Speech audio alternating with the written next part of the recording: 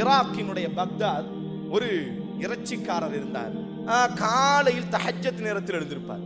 அவருக்கு ஒரு 4-5 குழந்தைகள் உண்டு, மனைவி, அமைதியான ஒரு மனிதர்.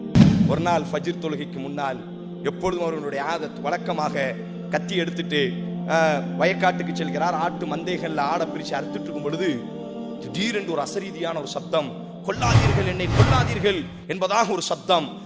அந்த இடத்துக்கு போய் பார்க்கிறாரு. ஒருவன் இரத்த வெள்ளத்தில் மிதந்து கொண்டு கிடக்கிறார்.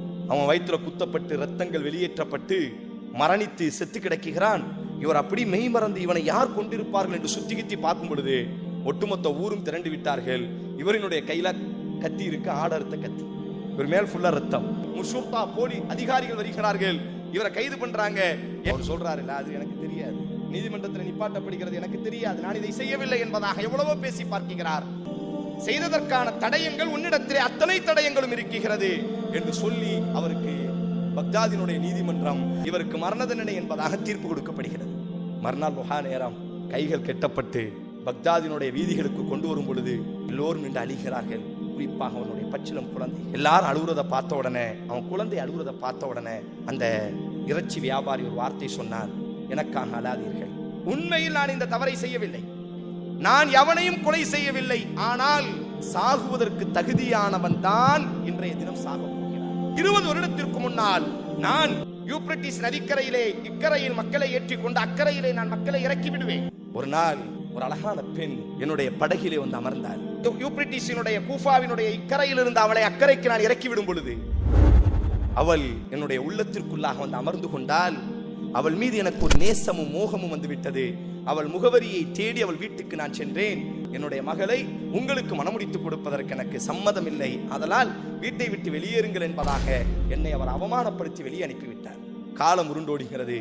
இது போன்ற ஒரு மகிரிபினுடைய நேரம், சூரியன் மறையக்கூடிய அந்த நேரத்தில் ஒரு பெண் கையில குழந்தையோடி அந்த படகுல வந்து அமருகிறார். தூரத்தில் வரும் பொழுதே பார்க்கிறார்.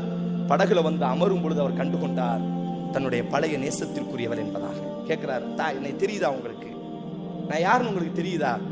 அவ சொன்னால், ஆரிஃப் எனக்கு தெரியுது, நீங்க யாருன்னு எனக்கு தெரியுது. ஒரு நாள் என்னை நீங்கள் உங்கள் வீட்டில் வந்து மனம் முடிப்பதற்காக பெண் கேட்டீர்கள் அல்லவா? ஆம், நான் தான். இப்பொழுது அந்த சூரியன் மறைகிறது, இருள் கவ்வ ஆரம்பிக்கிறது. அந்த குழந்தை அந்த நபர் என்ன செய்யறான், படகோட்டி பிடுங்கி அந்த புள்ளை என்ன செய்யறார் அப்படின்னு சொன்னா அந்த தண்ணியில முக்கிறாரு, தலை கழுத்து வர.